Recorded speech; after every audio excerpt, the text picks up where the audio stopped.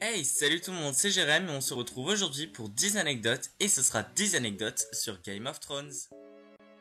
Pour cette première anecdote, sachez que la plupart des acteurs jouant dans la série et quelques membres de la production produisant la série n'ont préféré ne pas lire les romans afin de garder la surprise et d'avoir une authenticité dans leur jeu d'acteur afin qu'ils ne soient pas au courant de ce qui pourrait arriver éventuellement à leur personnage, parce que si par exemple ils étaient au courant que leur personnage qu'ils allaient jouer allait mourir au bout de 2 épisodes, bah forcément ils n'auraient peut-être pas pris le rôle et donc du coup ils ont décidé de garder la surprise et de ne rien savoir.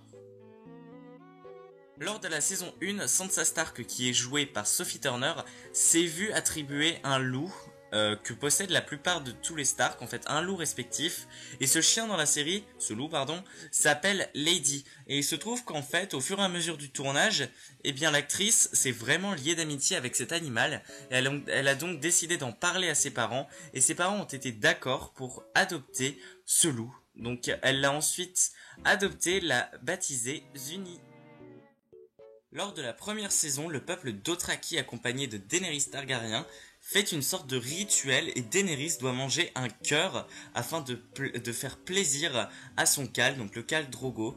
Et donc on peut voir qu'elle mange vraiment un cœur à pleine main, elle y va vraiment sauvage. Mais en fait ce qu'il faut savoir c'est que c'est pas du tout un cœur, c'est que c'est ni du jambon ni quoi que ce soit. En fait le cœur entre guillemets qu'elle mange, c'est tout simplement un mélange de confiture, de pâte alimentaire, de faux sang et de sucre. Donc au final c'est comme si elle mangeait un gros bonbon et c'est peut-être mieux comme ça parce que sinon ça faisait encore plus dégueulasse que ça ne l'est déjà.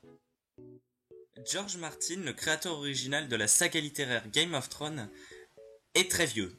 Voilà, ça c'est incontestable. Et justement, en fait, si jamais il venait à mourir, il l'a dit lui-même, il a dévoilé la fin de son intrigue, tout le reste de la série Game of Thrones et qui survivrait tout à la fin. Et ça, il ne l'a dévoilé qu'à 2 personnes, à savoir que les 2 producteurs de la série, donc Daniel Weiss et David Benioff. Donc comme ça, si jamais il vient à mourir, les producteurs sauront quoi faire avec la série afin de respecter totalement les livres. Si jamais il meurt, il n'a donc pas le temps de les finir. Au moins la série bouclera tout. Sachez que Alfie Allen, qui joue dans la série le rôle de Theon Greyjoy, est tout simplement le frère de la chanteuse internationale Lily Allen. Et d'ailleurs, toujours en restant sur Lily Allen, sachez qu'on lui a proposé le rôle de Yara Greyjoy, donc la sœur de Théon, mais évidemment ils ne sont pas au courant, etc. dans l'histoire. Mais au final, comme vous avez certainement pu le voir dans la série, il y a une sorte d'ambiguïté étant donné que Théon ne sait pas que c'est sa sœur et donc du coup, c'est une relation un peu incestueuse étant donné qu'il se passe des choses un peu coquines entre eux. Et justement, Lily Allen a décliné cette offre ne voulant pas faire quoi que ce soit avec son frère, même si c'est pour une série. Donc du coup, son rôle a été attribué à quelqu'un d'autre, donc à Gemma Whelan. Et voilà, du coup c'est dommage parce qu'on aurait pu voir une chanteuse internationale dedans, ça aurait été classe. Mais bon, pas grave, on comprend tout à fait. Beaucoup de personnes apprécient Hodor dans la série, et il se trouve que l'acteur qui l'incarne, à savoir Christian Nairn, n'est pas seulement acteur dans la vraie vie, il se trouve qu'il est aussi DJ en Irlande. Voilà, donc c'est complètement what the fuck, mais bon, c'est un concept.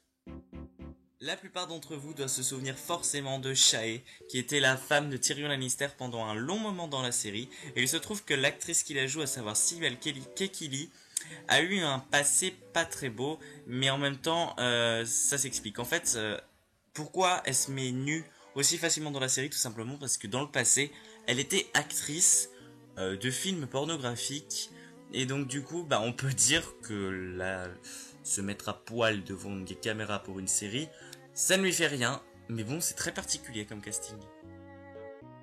Vous vous souvenez tous très certainement de Talisa qui était l'épouse de Robb Stark à qui il est arrivé un tragique destin. Je vais pas spoiler, mais voilà. Mais il se trouve que l'actrice qui l'incarne, à savoir Una Castilla Chaplin, eh bien de son nom, on peut bien voir que c'est en fait la petite fille de l'acteur Charlie Chaplin. Donc on peut dire que niveau cinéma, elle a une grande connaissance et une grande famille. Et enfin, dernière anecdote, vous vous souvenez tous du combat monumental entre la montagne et la vipère pendant la saison 4. Eh bien, Vous vous souvenez certainement de la mort d'un des deux personnages qui se fait tout simplement exploser le crâne avec des doigts dans les yeux et ça explose de partout.